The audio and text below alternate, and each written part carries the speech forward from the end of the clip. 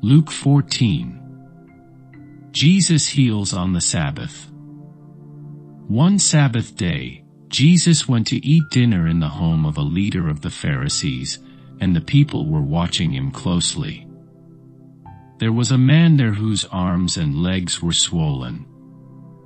Jesus asked the Pharisees and experts in religious law, "Is it permitted in the law to heal people on the Sabbath day, or not?"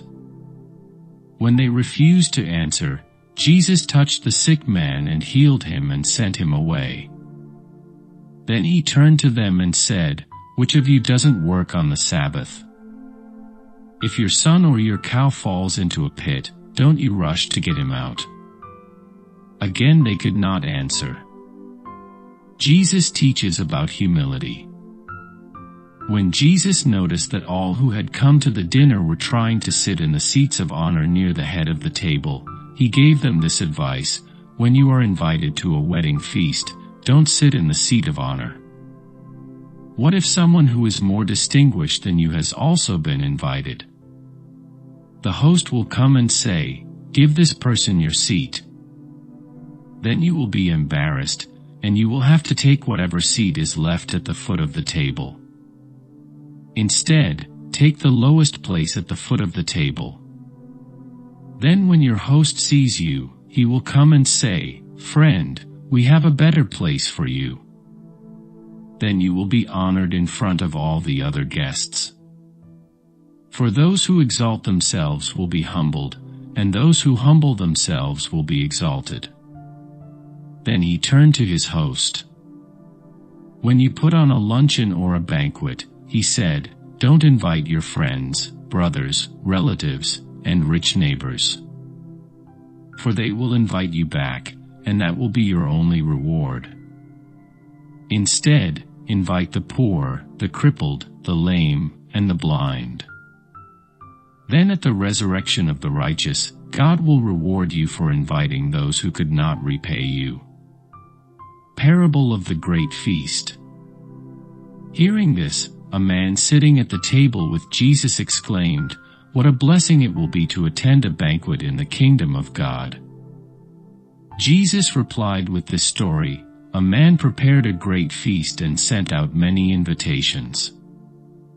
When the banquet was ready, he sent his servant to tell the guests, 'Come, the banquet is ready.' But they all began making excuses. One said, 'I have just bought a field and must inspect it. Please excuse me.' Another said, 'I have just bought 5 pairs of oxen, and I want to try them out. Please excuse me.' Another said, 'I just got married, so I can't come.' The servant returned and told his master what they had said. His master was furious and said, 'Go quickly into the streets and alleys of the town and invite the poor, the crippled, the blind, and the lame.' After the servant had done this, he reported, 'There is still room for more.' So his master said, 'Go out into the country lanes and behind the hedges and urge anyone you find to come, so that the house will be full. For none of those I first invited will get even the smallest taste of my banquet.'" The cost of being a disciple. A large crowd was following Jesus. He turned around and said to them, "If you want to be my disciple, you must, by comparison, hate everyone else, your father and mother, wife and children, brothers and sisters, yes, even your own life. Otherwise, you cannot be my disciple. And if you do not carry your own cross and follow me, you cannot be my disciple. But don't begin until you count the cost.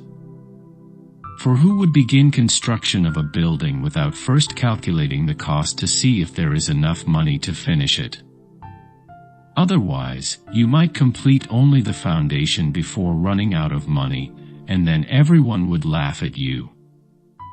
They would say, 'There's the person who started that building and couldn't afford to finish it.'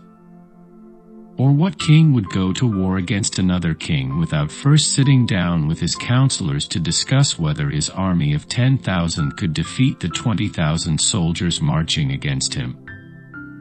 And if he can't, he will send a delegation to discuss terms of peace while the enemy is still far away.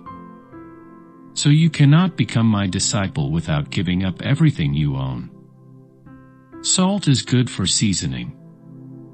But if it loses its flavor, how do you make it salty again? Flavorless salt is good neither for the soil nor for the manure pile. It is thrown away. Anyone with ears to hear should listen and understand.